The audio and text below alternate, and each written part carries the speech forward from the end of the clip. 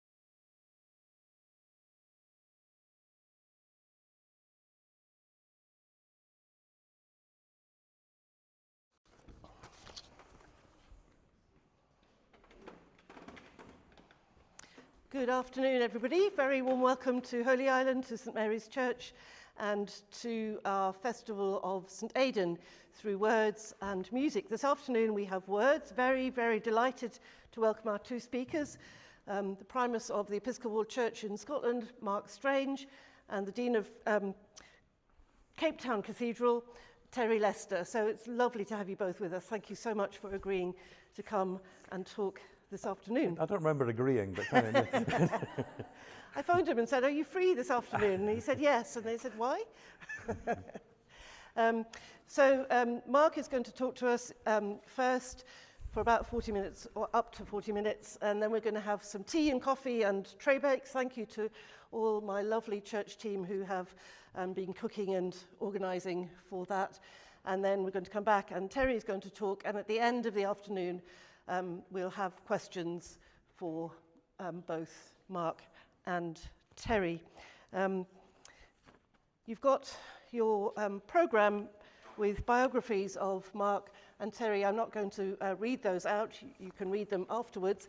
Just to say, we're in for a really, really fascinating afternoon. No pressure. And this evening we have a concert at 7:30 here. We're going to have more words and music this evening. Jay Hume, who's a poet who's very kindly come, is going to read some of his poetry, and our choirs from St Martin in the Fields in London and from Trinity Church, New York, will be singing for us for the concert. It's going to be absolutely marvellous as well. Tomorrow morning we have 10:45 Festival Eucharist here with the choir and with Reverend Michael Bird from Trinity Church, Cape Town. Trinity Church, he's not listening. He's listening.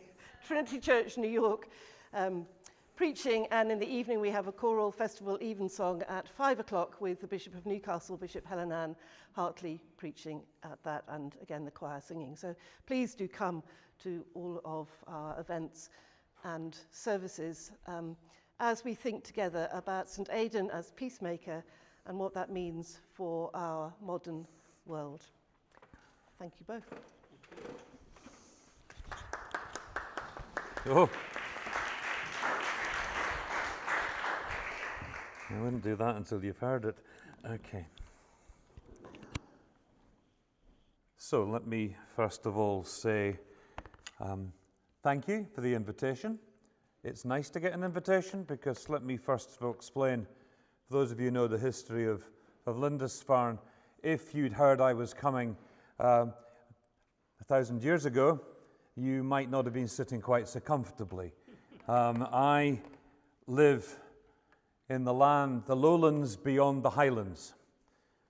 That's a term used for the county of Caithness, the land of the Cat people, which was the southern part of the Norwegian kingdom, from which raiders continued to come to the rest of what is now Scotland, and as far south as here, which of course at times was also Scotland. That's another matter. So I come from a Norse community. That's where I live now. And I'm the bishop of Murray, Ross and Caithness. I'll come to the Primus bit in a minute. And for the first time since 1690, the Bishop of Murray, Ross and Caithness is now living in Caithness.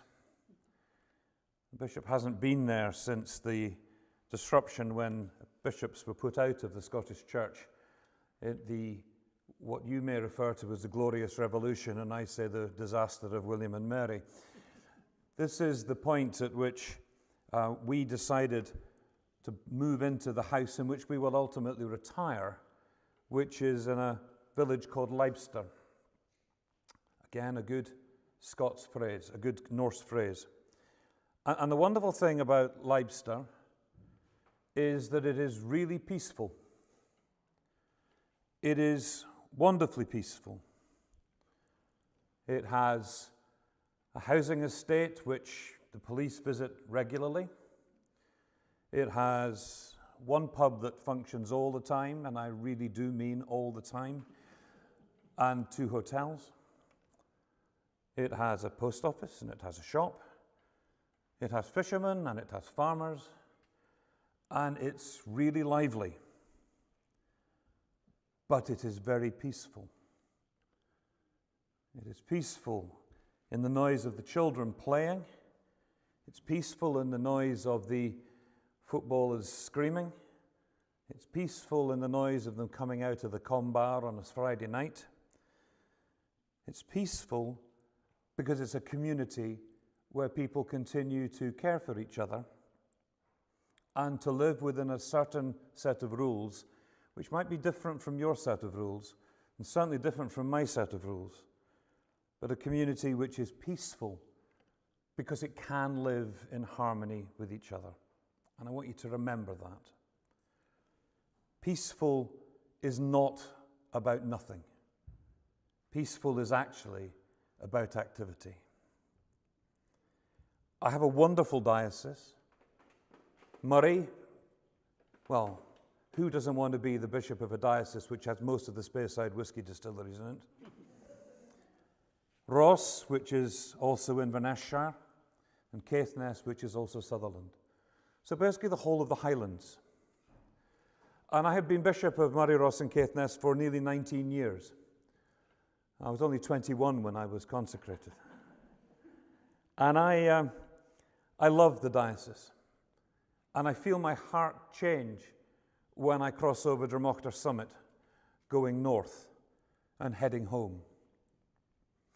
But also just that little bit when we come to see Sarah and we cross the causeway to here, because there are great similarities. I'm also a peculiar creature called the Primus. I am the only ecclesiastical Primus in the world. If you look up Primus, well, you'll all find a cooking stove, a South American rock band, and me.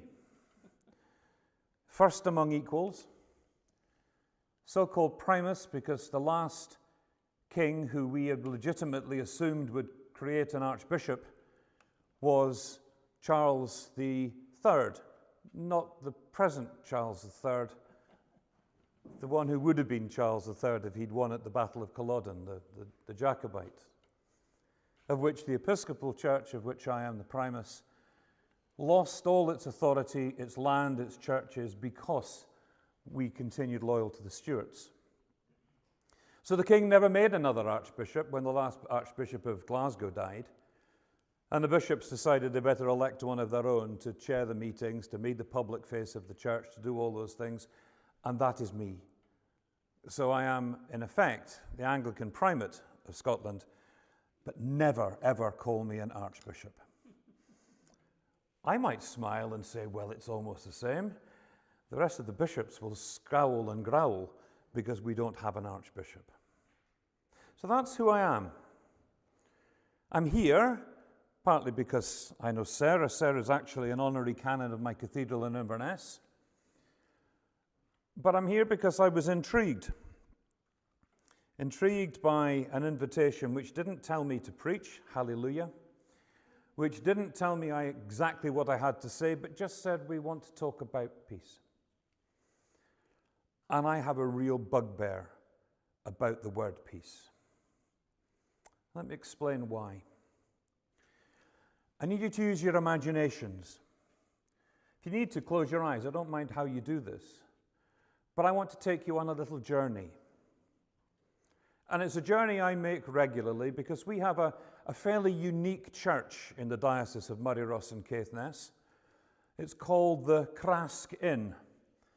It's a 5-bedroom pub which was given to the diocese about 10 years ago and which has a chapel attached and which I celebrate the Eucharist once a month and then go and sit in the bar with the locals and the visitors and have more conversations about Jesus in there than I do in just about any other church in the diocese. And if any of you are listening, I really do mean that. But I want to take you there from my house. So you head south out of Leibster, and you pass down the coast through Latheran, and then you go past a place called Bad Bay. Bad Bay, if you go and visit it, is a headland and a small cliff top made up of ruined houses. Probably about 150 people lived there. Legend has it that they tied their children to ropes so they wouldn't be blown over the cliffs.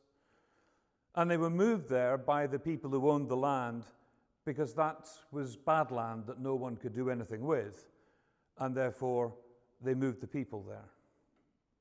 They all now live, well, that lot all moved to America. Heading on south, we come to the next fishing village down of Helmsdale. Lovely, full of tourists, nice place. And then you turn right. And for the next 40-odd miles, I pass usually no one. The road is a single-track road, so there's passing places. At this time of year, I'll probably bump into a number of camper vans, but that's life. But locals? No. There are probably about 20, 30 people live in that stretch of land till you get to Kimbrace, which is a small railway station and a few houses. And then you turn and you go to Sire, where there's an old Church of Scotland church, which sadly now is closed. Throughout Nahara to the Crask Inn. And I will not have had anyone to speak to. Nobody to stop the car and have a blether to. Nothing. Beautiful, but empty. And when I get to the Crask, we'll take the service and I'll come through to the bar, and as sure as eggs are eggs, somebody somewhere will say to me, "You are so lucky, Bishop Mark. You are so lucky to live in such a wonderfully wild and empty place." And I will say, the only wild thing about me is that this is empty. The land is empty, but if you look closely, you can see the remains of house upon house, village upon village. Usually best things to look for nettles. Wherever human beings are, there's been nettles. And hundreds of people who were part of the diocese in the county of Sutherland in the 1800s and onwards were either cleared from the land to make way for sheep or left. Let's not be too emotive about this. but it's empty. And I don't want it to be empty. And I certainly don't want peace to be something to do with emptiness. And I don't want wildness to be something to do with the fact that there's nobody there. And I certainly don't want peace to equate with silence. I have a pectoral cross, not the one I'm wearing today, which was a gift from the people of Nova Scotia when I became bishop. Because actually that's where most of the people who should live in Murray Ross and Caithness now live. So we live in an empty land. And people say to me, why do you bother? I have congregations which number 5 or 6 people. But when you figure out that the population of the area numbers only 100, I'd like to actually ask how many city clergy can have 10% of their population turn up on a Sunday morning, or in our case, a Sunday afternoon, or a Thursday evening, or whenever they happen to gather for worship. And the reason I'm telling you this is not because I want to give you a sob story about what I actually find is to be the most beautiful and wonderful place, except, of course, for Lindisfarne, most wonderful, beautiful place there is. I am so privileged and honoured to be the Bishop of the Highlands. And I listened this morning when we were on the pilgrimage, because my lifestyle is almost the same as Sarah was describing Aidans' lifestyle. I go from church, to people's kitchen table, to people's homes, to community centres, taking with me a home communion set, a chalice and a paten, and we sit and we share in the Eucharist. And I talk, I blether. That's what I do. I don't do programs, I don't do projects, I do talking. And I talk, and I talk. So 40 minutes, keep watching. You do not make peace by removing those that you don't want to talk to. You don't make peace by removing the things which annoy you. You can only make peace by actually engaging with those around you, with God's creation around you. You can only make peace by being part of the community. I don't want to live in a world where you don't hear the sounds I hear in Leicester. The Highlands should be populated, children should be playing, teenagers misbehaving, families together and arguing. And yet I know that even as I'm speaking to you, even as we're having this conversation, there are those who still own that land who are finding new ways of keeping people from it. Bung a few lynx and a few wolves onto the land, and who knows what might happen. There is a whole process. People want that land empty because it suits those who have it. And that's not peaceful either. And the reason it's not peaceful is because when I'm telling you this, I feel it not here. I feel it here. Because I bump into people throughout the world on my journeys who say to me, my family came from, I belong to. And I watch the young people in our communities leaving. We are depopulating in the far north. Children leave, often don't come back. I said to someone today that the youth club in my diocese normally starts at the age of 55, because they're the young people, usually having moved from somewhere else to be there. You can't keep peace by simply having nothing there. God's creation isn't something you watch. It's something you live in. It's something you engage with. One of my greatest sadnesses is when I watch the people doing the NC 500 around the north coast of Scotland, And they don't get out of their cars. They don't stop. They do it as quickly as they can. And they compete with each other about how quickly they've managed to get down the single-track road without running the Bishop of Murray Ross and Caithness off into the loch. And they enjoy that process, but they're not engaging with it. They're breaking the peace, the silence. But if they just stopped and talked, then there could begin to be a relationship rather than a shouting match. God's creation, as I say, is not something we watch from the car window. It's something you have to live. And so the Celtic prayers from the lost communities,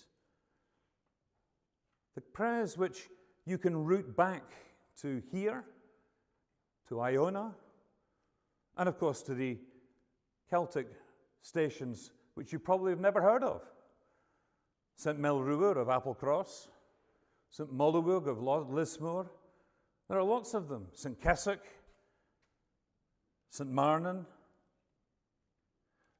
Their prayers were not prayers about how wonderful the land looks in its empty gloriousness, how incredible it is when you see for hundreds of miles and the heather is blowing and it's lovely and it's sunny and there's silence. The prayers were about giving thanks for getting up in the morning, about going to bed at night, about the fact that the cow had given you milk, about the fact that you'd got your children safely to where they needed to be, thanksgiving for the fact you had breakfast to eat, and every single moment of every single day of their lives they offered prayer to God. And that's the Celtic tradition. That's the tradition of being engaged in the community, in the life you have, and seeing in it at all times God. Being in relationship with the Spirit through the place you live. Being engaged with Jesus in the work you do amongst people. That's Celtic prayer. That's the engagement of your life with God through the place that you have been given by God to be. And I just love it when I'm amongst a community where people get that. And every single moment. And I say to them at every service we have, who do we need to remember in prayer today? And they give me a long list and say, why are we praying for them? Well, you know, she lost her glasses yesterday and she can't find her keys. And people, you can see the visitors among us saying, that's not prayer. Yes, it is. When Aidan, so I did get him in. When Aidan came here, and yes, of course, he came from Ireland, but he clearly was formed in Scotland, so let's get that right. When Aidan came here, he came not with a formulary. He came with love, generosity, and firmness. He came because he wanted to engage with the people and the community and the land on which he was living. That is where you find peace. You find peace when you are able to live together in harmony with God, with God's creation, and with the people who choose to live amongst you. I ask you a question to consider. One of the most peaceful places I have spent an afternoon in many, many years is in a small garden with an olive tree, a rather beautiful olive tree, and some lovely companions. And I spent an afternoon enjoying the warmth and the sun, no wind, enjoying all of that. And if I looked very carefully up there, I'd see the end of the rifle of the Israeli guard on the wall around Bethlehem. Because I'm sitting having a drink in the grounds of the YAM project in Bethlehem. And I'm sitting amongst friends who I've not seen now for 3 years. Can't see at the moment. And there, at the point where the absolute horror of what is happening to communities is visible, it's there. It was so peaceful. Because I was amongst friends, in a place of beauty, being able to engage. And the more we laughed, wicked thoughts, I bet the more it irritated the person with the gun. But imagine for a moment you go on a trip to Jerusalem. You take a pilgrimage to Jerusalem. That will happen again, I promise. But when you go, there are no Palestinian Christians left. They've all gone because they haven't had the support they need to stay. Because they haven't had the opportunity to speak bluntly and painfully to those around them. Because their engagement has been cut off. I call it Holy Land Disneyland. Because the pilgrimage would continue. You'd still be a visit to the Holy Sepulchre. You'd still be able to go and see the church and the Nativity. But there would be no life there. There would be nothing there, because peace is not created by allowing one part of your community to leave, by allowing one part of your community to be destroyed, or allowing one part of your community to be subjected. Peace can only come when the moment arrives when people can safely stay in their own places, not cleared off the land as they were in my part, and not forced to leave because of the circumstances around them. And yet there are those who will tell me that the solution to half the problems of the world is simply to remove the antagonists, or the protagonists, or those who are not succeeding. Just make it single culture. That's not peace. That's Sutherland again. That's silence. That's a disengagement. That's not real. And that's certainly not what God created this world for. There needs to be a Palestinian community. And there needs to be an Israeli community. Somehow, we have to understand how to make peace. And why would it be any different from the peace that Aidan brought? Can you imagine Aidan's first arrival here, or wherever it was, Bambara? And the first thing that would be said to him, I hope you're not going to be like the other one. The other one was a right miserable so-and-so, and he got us all cross with each other and tried to get rid of us. You're not going to be like him, are you? So you immediately start with Aidan being shouted at because he might be like the last one. Or even worse, everyone's saying, oh, you're really nice. You're going to be a lot better than the last one. I'll be the one to show you what you need to do. That kind of arrival. So the first thing you have to do, first thing he had to have done when he got here was to be ensuring that justice was heard, that those who'd been hurt and damaged by the previous process were able to say it, and those who needed something to make them feel that they'd been heard, that they'd received it. You have peace, you have to first have justice. Without justice, you have silence, or people silenced. And then reconciliation. Do you think he spent all that time talking to people for? Because only by engaging with them and knowing them could he begin to put together the stories that they had and the stories that the people they weren't speaking to had, and realize they were the same stories, and enable them to begin to engage with each other. You will not get true peace without reconciliation. You need to speak to the people who you are struggling with. And in many cases, rebuilding. People need to know that they have some investment in the place they are. It's like churches. How many times have I witnessed a new ministry and the church is changed overnight because everything that the previous rector had spent 10 years trying to do was undone by someone saying, I'm going to do it now. They never last more than 1 year. Then they leave. You need to rebuild together. You need people to invest in their place, in their relationships, in their understandings, so that they can live in peace.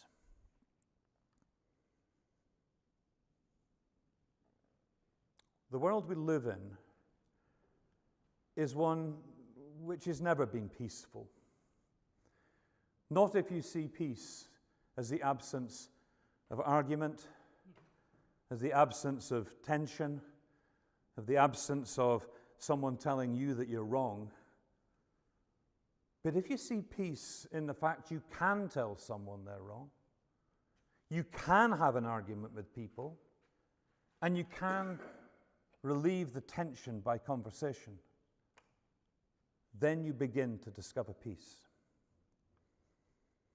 And those who tell me, what's the purpose any longer of the church? Why do you bother traveling week after week around the Highlands to find 5 people waiting for their communion? Because actually, the church at its best is a place where you can argue, you can fight, you can ignore each other, you can talk about each other, and then you come together and you stand around that table and you share a meal together. You gather and you discuss the issues which are important. And that is not a church of the Victorian model of priests knowing best, people doing what they're told. It's a model of a community. And if one thing that we learnt from the Celtic missionaries was they lived in community. Oh yes, I can see Farne Island just as well as you can. I'm fully aware of what happened on the Garvalix off Iona. And I'm fully aware what I do when I really need a bit of peace and quiet. I go away. I go and be peaceful. I don't. I go away and be quite noisy normally. I'm no good at silent retreat. It doesn't work for me. But I go away. And I spend time. But I don't go away so I can spend the rest of my time on my own saying, well, this is really nice because no one's falling out with me. This is really good because I haven't had an argument in weeks. Actually, no, I argue with myself quite a lot, so that probably doesn't work. You go away to recharge your batteries for the privilege and the pleasure of coming back to the community that you live in. I always worry when people say to me how miserable they are when they are coming back from their holidays. I make the last drive through Latheran towards Leicester with a growing joy in my heart. However good my trip has been, a growing joy in my heart that I'm going to see the children in the street trying to frighten me because they cross the road when I'm in front of them. I'm going to watch the people coming out of the combar having had a good evening. I'm going to watch all of that, and I'll see the person who's saying to me, you haven't cut your hedge properly, Bishop, make sure it's tidy. And I love it. Because it's peaceful. Because it's people trying to live in harmony with each other. May we now, please, never talk of peace as the absence, but peace as the fullness of our relationship with God, God's creation, and each other. Thank you.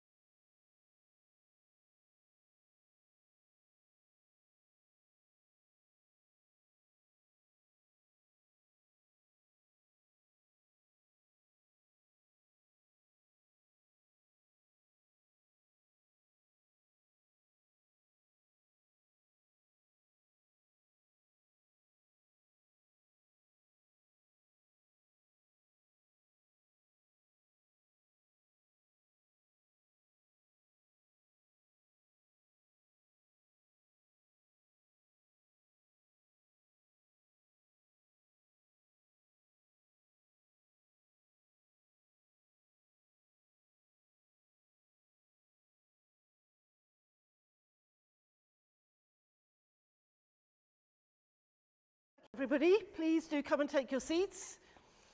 I hope you've all been refreshed. Thank you again to the team making the tea and the coffee and the tray bakes. That's wonderful. Very, very wonderfully interesting first half. Thank you very much, Bishop Mark. And I now give you Terry, Dean of Cape Town. Thank you.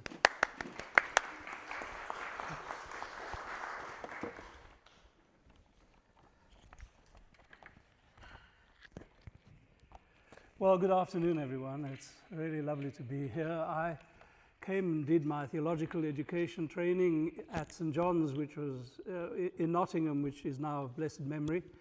So I came here 81 to 84. That was a bit of a while back. So yes, I was ordained on the 16th of December in 1984 and have served various parishes around the Diocese of Cape Town. There was a time when it stretched well into Namaqualand, part of what is now a separate province, the Northern Cape. And 8 years ago, my wife Colleen died. We have 3 adult children, and 3 years ago I married Nicolette, who is sitting here. So it's lovely to have brought her to experience what I experienced some time ago and what I also experienced with Colleen and the children. England has always been a happy space for me. I arrived when I was 20 years old. And sometimes it really does feel like home if your immigration and people make it coming here easier without long lists of things you have to fill out in order to qualify for a visa. I'd be here more often, but unfortunately that's not made easy. And to our New York friends who are here, I want to say that in my little life as a vicar and priest, I was also chaplain to a school called St. George's Grammar, where a young kid who was in the same class as my daughter Amy, started grade R. And he is now your mayor in New York. So Zorhan Mamdani was a little kid where I was the chaplain at St. George's Grammar School. And we do feel that he is a part of us and that the things we shared with him while he was there will have stuck with him besides all the good that his parents gave him. St. George's Grammar is a wonderful little school where faiths are celebrated, even though it is an Anglican school.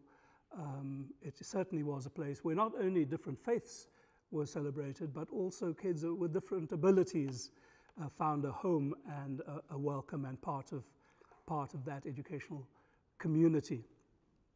And I think that encapsulates really where South Africa has come to, the journey that we have walked as a nation.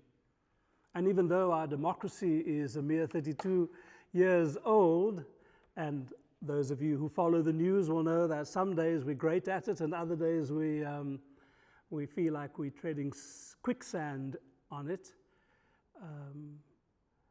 it is a place where, certainly on the continent of Africa, if not beyond it, we seek to live a constitution that has made it possible for each person to call it their home and that they feel that they belong.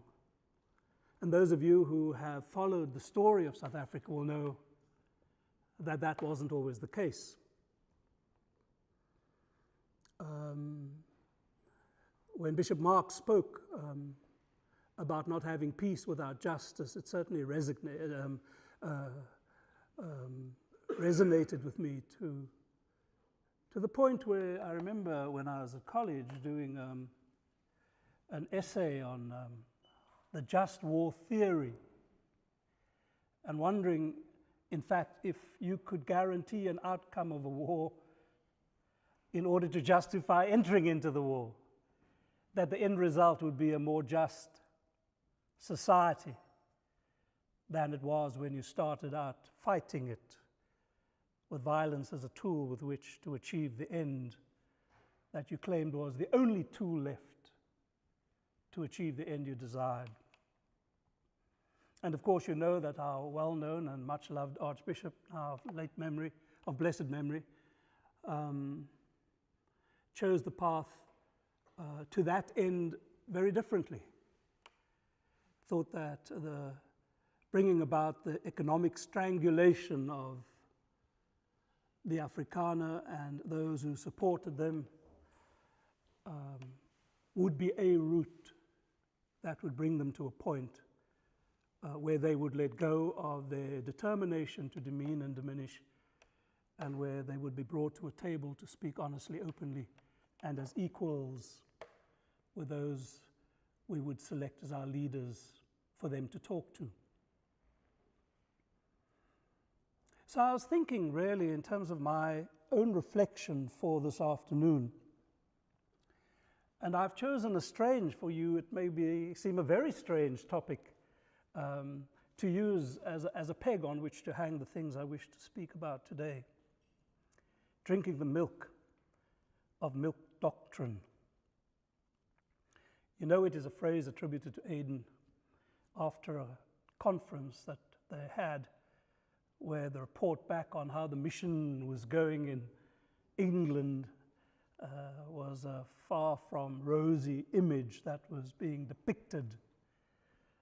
And Aidans felt moved to chastise Corbyn for the manner in which he went about the business of sharing the gospel, and suggested that maybe shoving meat down people's throats wasn't the best way to share what is really the sweet milk of grace. And it is really from that I take what I want to say this afternoon. The sweet milk of grace, which Aidans recognized as a way to teach about the gospel, but more importantly, to live the gospel through gracious living with difference that he encountered on his travels. And my own journey with faith and the church have on occasion been tempestuous, because on the one hand, as a person of color, I'm very conscious of how there has been a collaboration among people of faith, among industrialists, mining companies, conglomerates, to use and abuse people of color in our country. One of the most pernicious laws, and we had many, was the Land Act of 1913, which forced black people off rural lands to seek work in the mines on the Witwatersrand in Johannesburg. It created the kind of scenario that Mark was talking about, where the land was cleared of people, and those who were left behind were women and children, while the man went off for 50 weeks of the year, where in most cases he had another family, as it were. And with the outbreak of various diseases, and in particular in the age of HIV and AIDS, decimated the rural landscape of our country as the men came back, leaving orphaned children, heading households. So my talk today is really the milk of grace is really a lens to look at the story of faith in South Africa.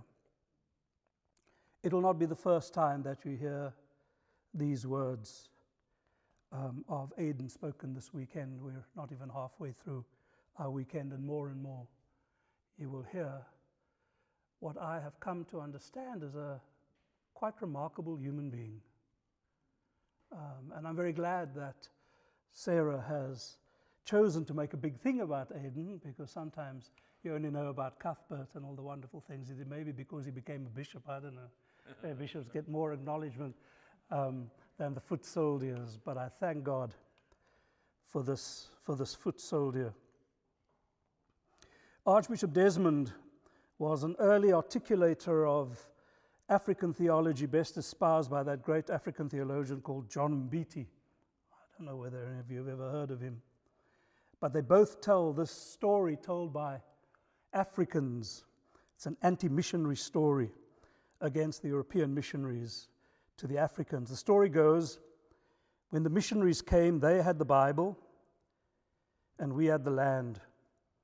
And one day they said, let us pray. So we closed our eyes. And when we were done praying, we opened our eyes and behold, we had the Bible and they had the land.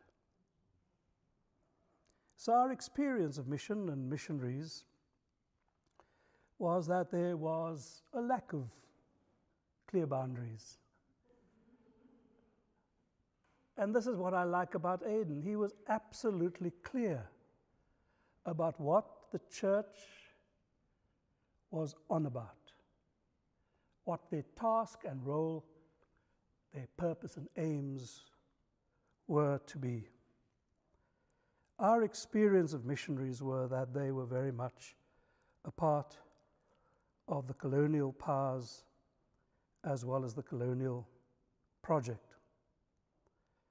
So it was hard to tell what was really God-led and what was greed-led, what was empire building and what was kingdom of God building.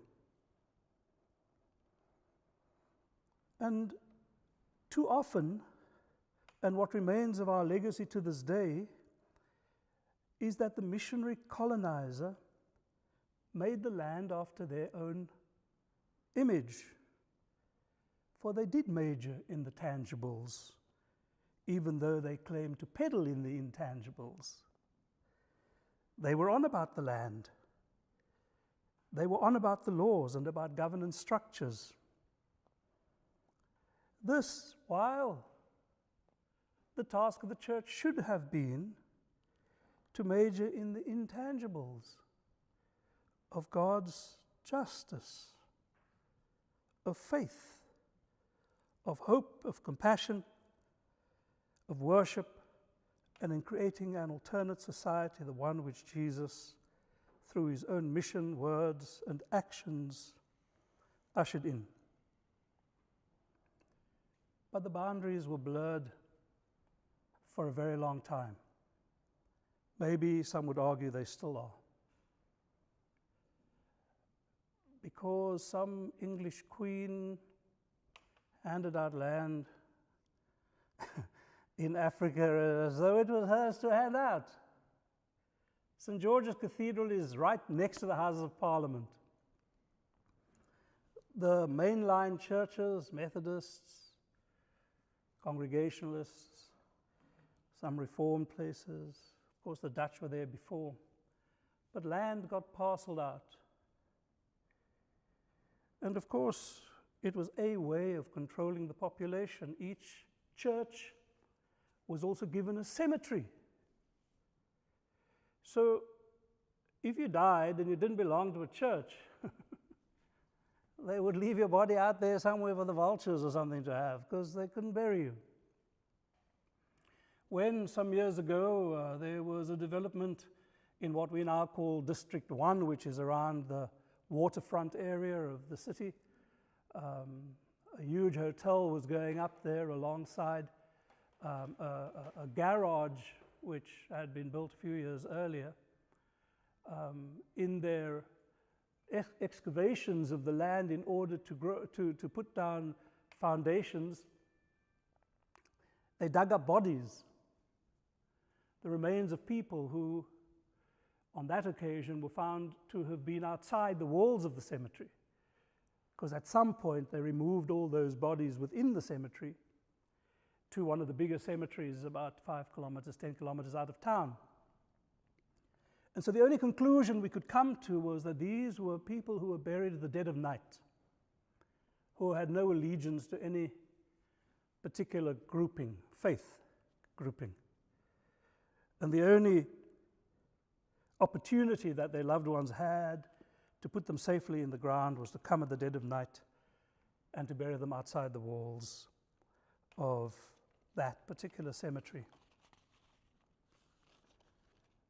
So religion was not just used as a pacifier to keep people subjugated, to keep them walking in a straight line, to keep them compliant with the rules and laws you introduced on your basis.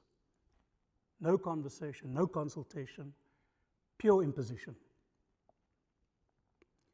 It still astonishes me that our churches are so full of people, that there wasn't some huge, great rebellion against it, considering the way we were fed, not the milk of grace, but the milk of the will of a colonizer who brought church and religion to tell us that without it we would definitely go to hell.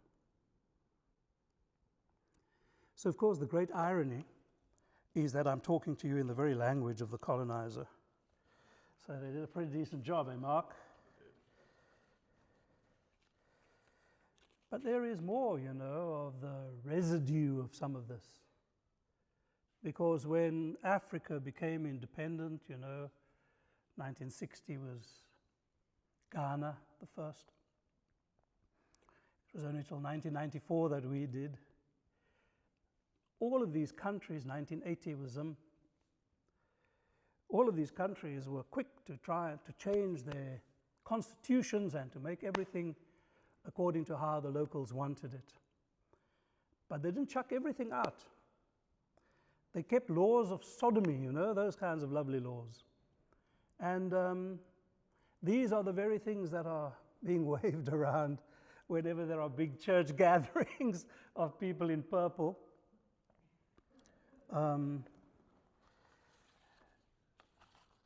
And they are the ones who now claim that they are doing it for God and country. And I wonder where that idea was born.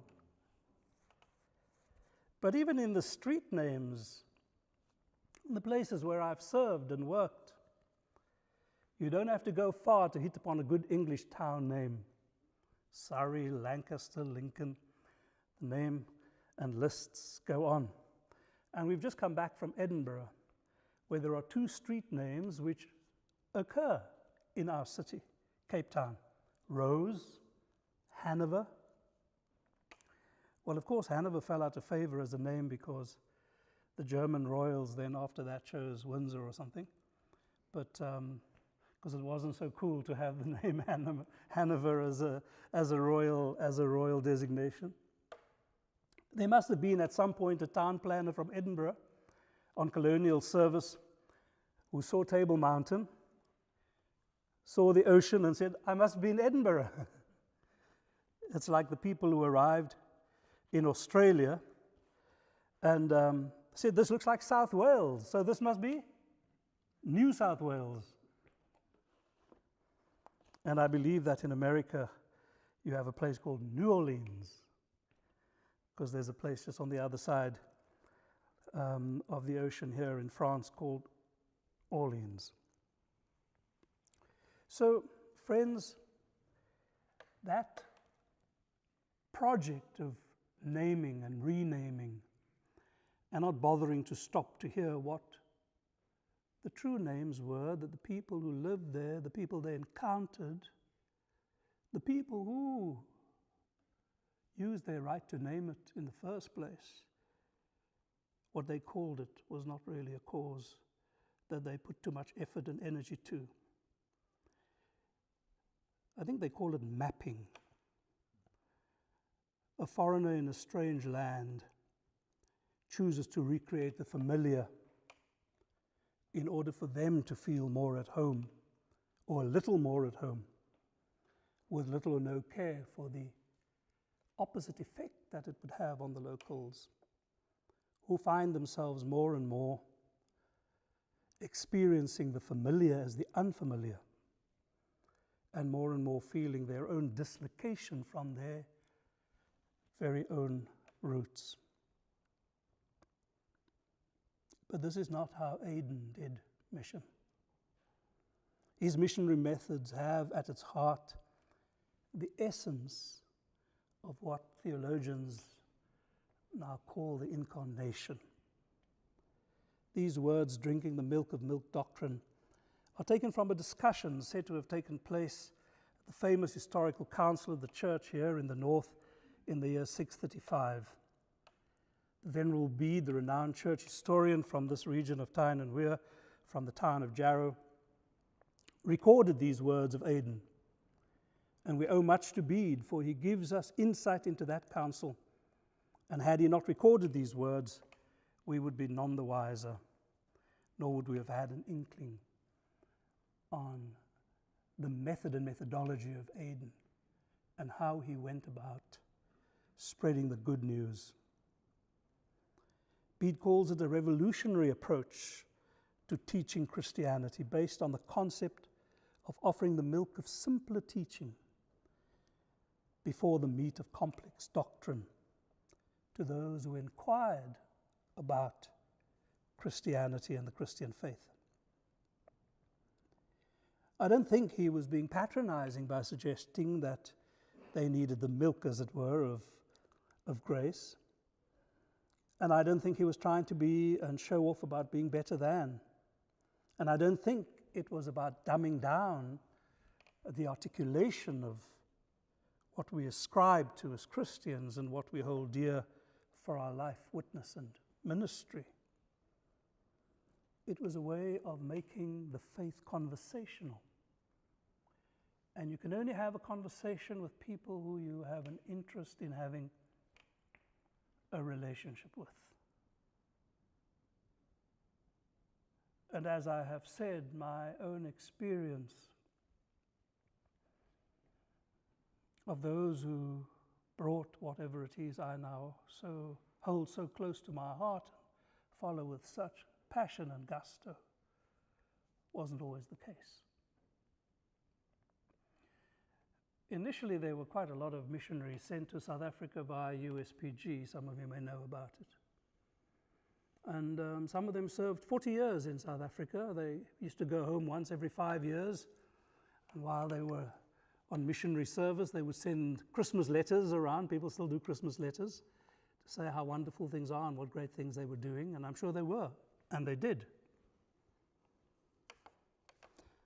And so on the one hand, they were part of the local church. They were in the pension funds and all of that, but they were also in the national fund here. So some of them are retired very beautiful, well, because they get 2 pensions. So I don't know how much of a sacrifice it was becoming a missionary. If you knew that, you'd end up with 2 paychecks at the end. I don't know. But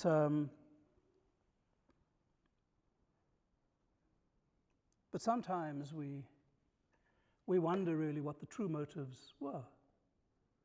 And that's not to say that there weren't those who paid and did outstanding service to the church. There's a man called Conville French Betach. I don't know if you've ever heard about him. He was Dean of Johannesburg, sent packing for his views, and others much the same, who articulated in their own way the levels of injustice that were being meted out on people of color by the nationalist government. But the nationalist government didn't suck these laws and attitudes out of their thumbs. They were part of the colonial project. And part of the colonial project was that there were superior beings and there were inferior beings. And maybe the project of missionizing was trying to raise the inferior to a level where they could more or less sit around the same table. Not for the reasons that were articulated earlier. The story of colonialism and the missionizing of Africa hasn't always been a happy story. It is said that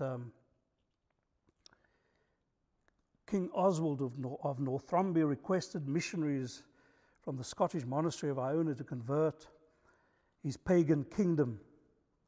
And we know that Corman was the first monk that was sent, and he came back because there was some pushback from the locals who didn't really respond to his style. But not only did they not respond to his style, he had the temerity in his report back to call them barbarians. And it is said that Aidan, an Irish monk who was sitting in the council, was not prepared to settle for this analysis and issued a gentle rebuke of Corman. He argued that Corman's failure was his own fault for shoving solid food down their throats, stating that the missionaries should have followed the example of the apostles by feeding new believers the milk of simpler teaching, gradually nourishing them until they could grasp loftier concepts.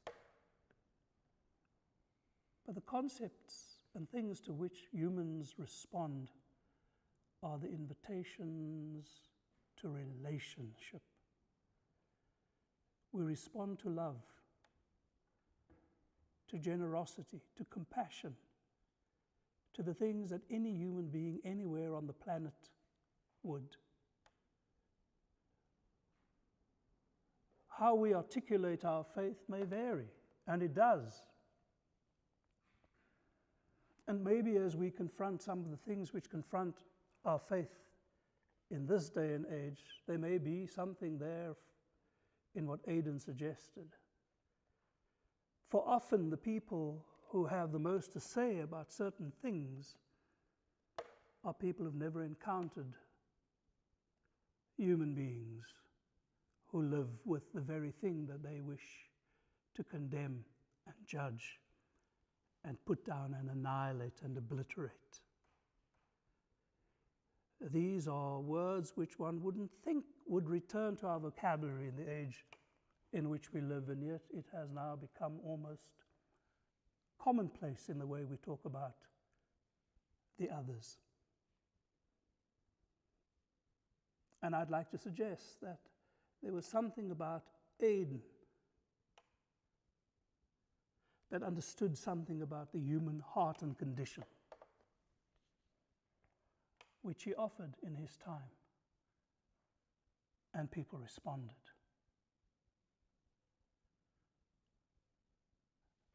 And maybe there is something to which we need to return, which might turn the tide of where humanity finds itself at this juncture in our life. South Africa and my own story in it has been one which on occasion astounds me. I was born in 1960.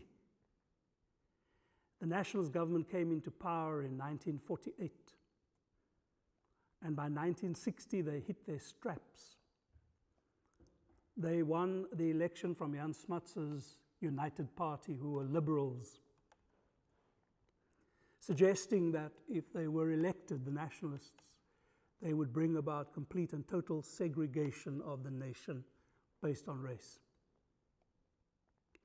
So by the time I was born, they were in full stride. My family bought property in 1946 in a suburb of Cape Town called Constantia. Mark Thatcher once owned a very posh dwelling there, as did the Earl of Spencer, or Earl Spencer, I don't know what his name is. So it is one of Cape Town's most desirable suburbs. And we owned property there since 1946. And in 1965, we received the letter informing us that the area had been declared white, and that we had, within a certain amount of time, to move, which we did. My dad taught at the school up the road, and we bought in a place called Grassy Park, which is about, well, he only had a bicycle. It was about a 40-minute cycle. My brother was 2 weeks old when we moved out of Constantia, Jeremy. It was the heart of winter, and we moved into a place which we'd never seen in our life, but which my father was able to secure and find for us to move into. The water table in Grassy Park is probably the highest in the whole of the peninsula, and after 2 drops of winter rain, the place is flooded out, which is what we moved into, a flooded home. and my 2-week-old brother contracted meningitis. He died a few weeks short of his 50th birthday, having on that occasion suffered severe brain damage. So we lived, in a sense, with the consequences of the move every day of my life up to 50 years. So South Africa has, for some ridiculous reason, inflicted such incredible pain on people. And I suppose one of the things that it was suggested we do was, as a new South Africa, find each other around a table where we get to tell each other, those of us who felt hard done by, to do so, while those who had been perpetrators of this vile evil had an opportunity to put their hand up and own responsibility for what they did. It was called the Truth and Reconciliation Commission, based on a law for the national unification of the nation. And as you know, Desmond Tutu was the chair of that commission. But the commission had parameters to its work which focused only on gross human rights violations. And being moved from your place or having your brother mentally handicapped for all of his life didn't fall within the remit of the commission. And I guess that part of why South Africa staggers along, as it were, on the road of healing and unity is because we haven't really had enough or created space for people to tell their stories, because no story is unimportant. Your story is your story. And as a nation and as a church, I think it is incumbent upon us to ensure that those stories are heard and told and recorded, and not just the gross human rights violation, because in a way, those are more about the perpetrators. And one wonders really why perpetrators should get more coverage and scope. So last month, June the 16th, in the September, it happened almost as an explosion by school learners in Soweto. The Afrikaner government had decided that black children should learn sciences and math in Afrikaans. For many of them, Afrikaans was a fourth or fifth language. And for all their pleading, and for all the pleading of people like Desmond Tutu, and for all the pleading of recognized community leaders, the government gave no heed to their pleading. And on June the 16th, 1976, the students of Morris Isaacson High School gathered in Soweto, in Orlando West, outside the school gate for a march where they were going to be joined along the way by other learners at other schools to register their complete and total unacceptance of Afrikaans as a medium of learning for the subjects that they desire to do. For the apartheid mindset said that black people were really only good for manual labor and menial work. They didn't really need physical science, biology, and math for that. And as you know, hundreds of children were shot and killed without warning, without negotiating, without any kind of engaging other than through the barrel of a gun. The news reached our school, and on the following day, it was the heart of winter, the 17th of June, I had this burning anger within me to do something. And because South Africa and Cape Town is a sort of a bit of a balkanized state, we were moved out of Constantia, white people moved in. Around Zeekoevlei, which is where my home is, 1 kilometer from Zikufle, less, 800 meters. Around the Vlei, the lake, there, it was declared a white area, so there were white families who lived around because their children did water sport and skiing and things, so they needed to be there. And there was a buffer strip of Port Jackson bush acacias between us and them. And I got on my bicycle at about 6 o'clock on that evening of the 17th and picked up a few really nice stones which I could put in my pocket, because I knew of one house that I used to cycle past which had the most beautiful large windows. And I was going to wake up this sleepy hollow of white people who were continuing to live as though nothing was happening, just on the other side of the Port Jackson bush to where they lived, besides what was happening in Johannesburg and Soweto. And in winter, we have darkness from about 6. Summer, it's more like 8:30. So as I came around on my bicycle and saw the house that I was going to target, my eye caught a car, and only because the occupants were dragging on their cigarettes, because it was a very dark road.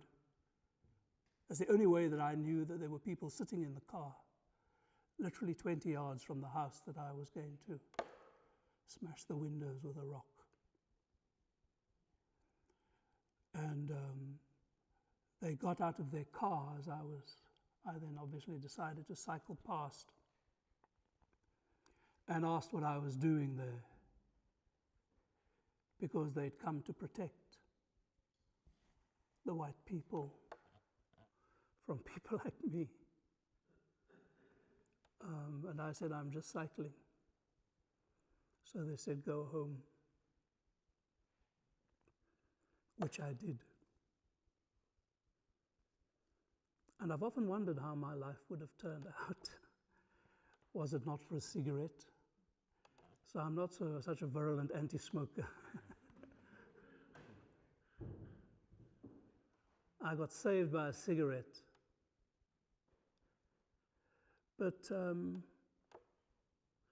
South Africa fortunately didn't end with white people fighting black people or the other way around. We were able eventually to sit down and talk to each other and decide the kind of country we all wanted to live in and raise our children in. Apartheid and separateness wasn't just about where you lived. They used it at every level. If you have the wonderful fortune of coming to visit us in Cape Town, I will have the wonderful privilege of taking you to Robben Island, where we have a chapel. And when the prisoners went to the island, including Mandela, 1964 after the Revolia trials, black prisoners were given short pants to wear. They got a third of the ration that colored and Indian prisoners got. So the nationalist government and the people who did their bidding for them made sure that even a person like Mandela was made to feel and know his place. There's a story that is told of the Khoisan people, who are the indigenous people of the Cape. They would gather ostrich eggs. I don't know how many of you have seen an ostrich egg. It's about that size. And they would obviously eat the content of the egg by making one tiny little hole in it and forcing the content out. And then they would fill the ostrich eggs with water and plant them along the paths that they used to walk for whoever it was that might come along and was needing water.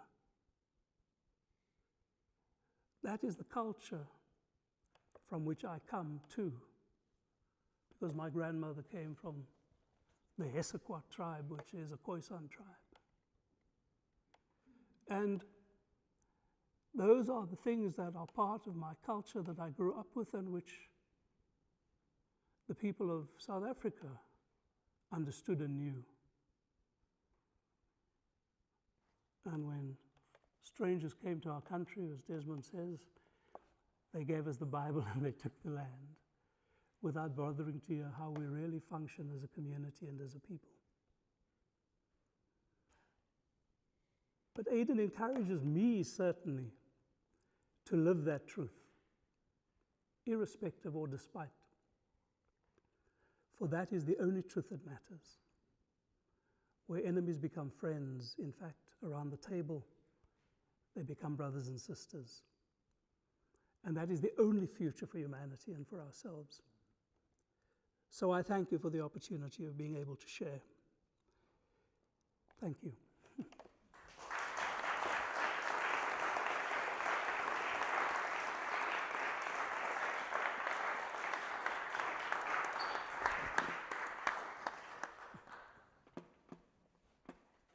Thank you very much, Terry. A very rich, moving, powerful talk we've just heard from Terry and before from Bishop Mark. It's quite remarkable for me to be standing in the middle of these two dear friends from different times and periods of my life. I'm South African too, but a different colour South African. I've had to get used to that. When I did my PhD about reconciliation, I went to ask Archbishop Desmond Tutu if I should do it as a white South African about reconciliation in South Africa. And if he'd said no, I would have said okay, because he was my reconciliation hero, still is, actually. But he didn't say no. He said what Terry and what Mark have just been telling us. What he said was, come to the table. We need you and you and you and all of us at that table, despite our differences, because of our differences. And he said, go and write that bloomin' PhD and make sure you finish it, which I did. So thank you both hugely, and it's wonderful to be in the same room as these two giants of peacemaking and reconciliation. Now it's your turn. We've got about 15 minutes for any questions, comments, anything else either of you would like to say, but I'll open it to the floor first.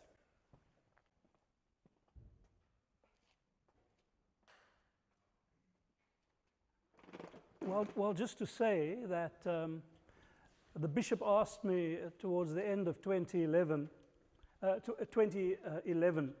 to become the rector at Constantia, which I did, and I met my wife there. So for 13 years I was the rector of Constantia, after all of that. The place they've been kicked out of. And I remember visiting Terry in his house in Constantia, and there's I hope you still got it, there's a vine from Constantia, the place of vineyards. It's an absolutely beautiful place. There's a cross made from an old vine that was on your wall. You still got it? Yeah. Good.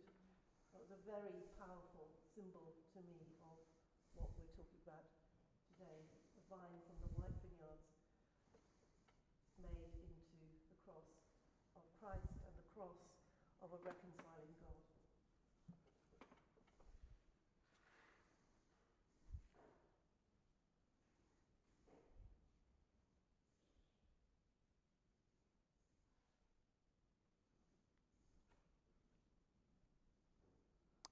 Thank you for your time.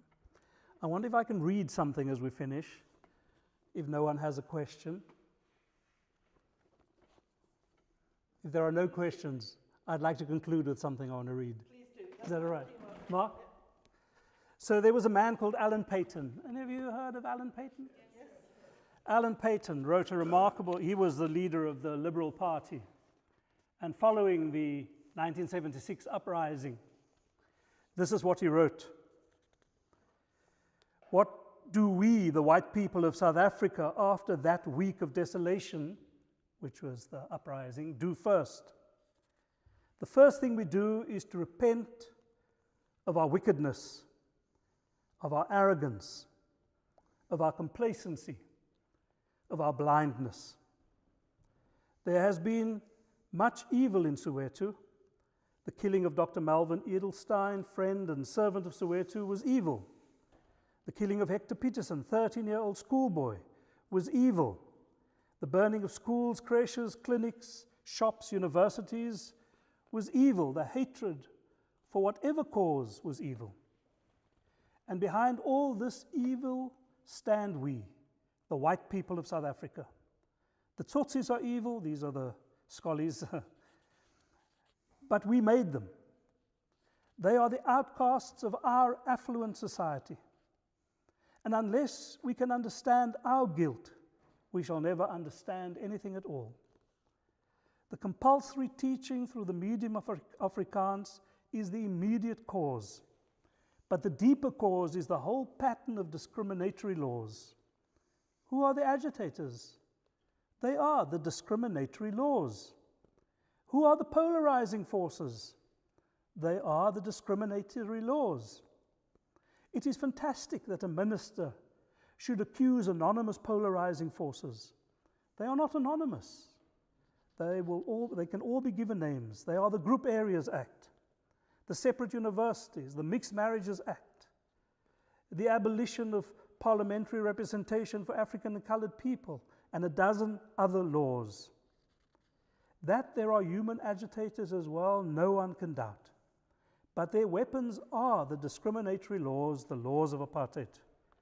Do you think that our immutable doctrine of the separation of the races has brought peace and concord to South Africa? Do you as Christians believe that the poor should pay for the poor, that you should spend between 400 and 500 rand a year on the education of each white child and between 30 and 90 rand for each black child? Do you as Christians believe that white industry should be maintained at the cost of the integrity of black family life?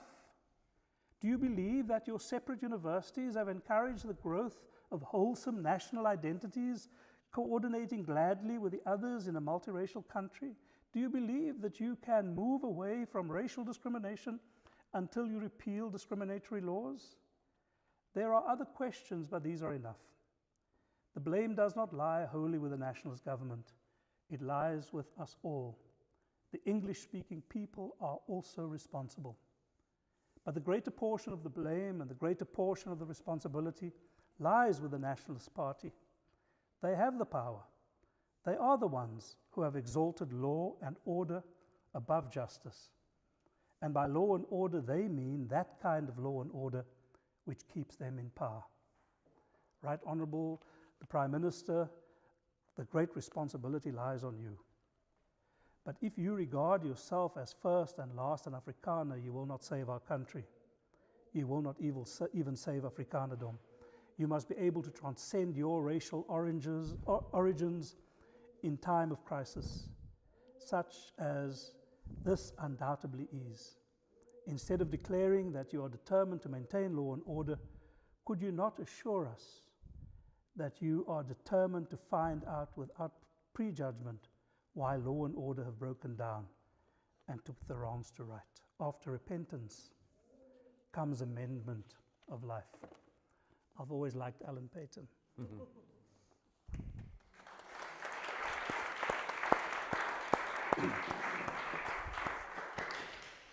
Thank you very much, Terry. You did hear a pigeon cooing. There is a pigeon up there. We can't seem to get it out of the church. It could be the dove of peace, except... I'll confirm it. Confirm it, yes. Since we've been talking about peacemakers, St. Aidan and Desmond Tutu, among others, there was a man, I'm going to finish with a joke. There was a man... We need it. Yes, we need it. There was a man who lived on this island who's very sadly died now, but about a week before he died, he said, "Sarah, I'm going to tell you a clean joke today." Usually they weren't very clean. And he knew I was South African. And he said, at the end of apartheid, de Klerk and everybody were having a great big party in his mansion in Constantia or Bishop's Court, wherever it was. And the Cape Town wind came up and his hat flew off and it flew onto the swimming pool. And Arch Desmond Tutu said, don't worry, I'll go and pick up your hat. So he walked across the lawn. He walked on the water of the swimming pool. He picked up the hat. He came back and gave it to de Klerk. And all the newspapers in the country the next morning, headlines were, Tutu can't swim.